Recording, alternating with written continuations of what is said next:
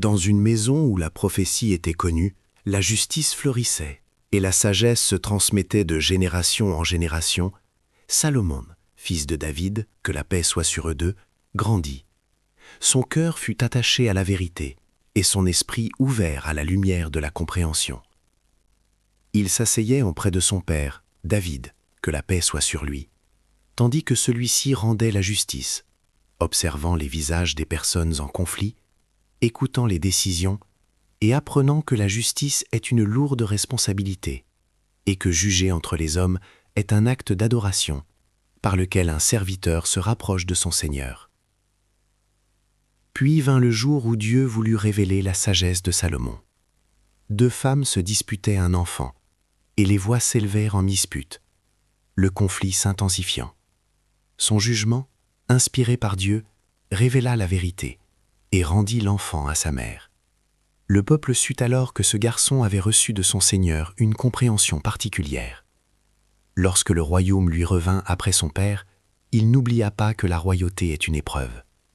Il se tenait dans son sanctuaire, dans le silence de la nuit, les mains levées en supplication, le cœur humble, disant « Seigneur, pardonne-moi et accorde-moi un royaume tel qu'aucun autre après moi n'en possédera. » Et Dieu exauça sa prière.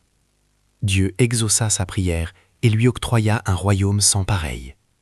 Il soumit les vents à son commandement, les faisant souffler où bon lui semblait. Il assujettit les djinns à son service, les obligeant à bâtir palais et sanctuaires. Il assujettit aussi les oiseaux, qui s'alignaient dans le ciel pour lui offrir leur ombre, non en signe d'oppression ou de tyrannie, mais comme une épreuve de la puissance divine et une mise à l'épreuve de son serviteur reconnaissant. Salomon marchait avec son armée bien organisée à travers une vallée verdoyante, lorsqu'il entendit une fourmi avertir sa colonie que l'armée risquait de les écraser par inadvertance.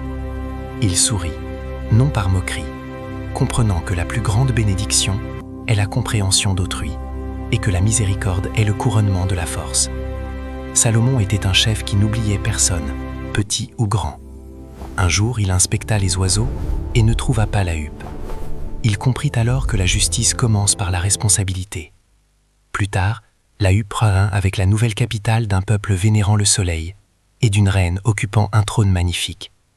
La réponse de Salomon fut d'une invitation au monothéisme, non à la guerre, un message porteur de la lumière céleste, non une menace. Lorsque Bilkis lut le message de Salomon, son cœur trembla devant son trône, et Dieu voulut lui montrer un autre signe.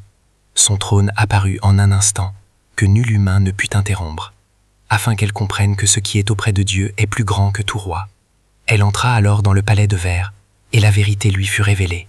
Les illusions de grandeur s'évanouirent, et elle déclara sa soumission à Dieu avec certitude, non par crainte.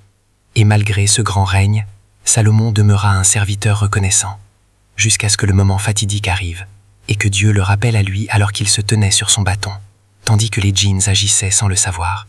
Le bâton tomba, et la leçon demeura éternelle. Nul ne connaît l'invisible si ce n'est Dieu, et rien ne subsiste de la royauté si ce n'est la justice.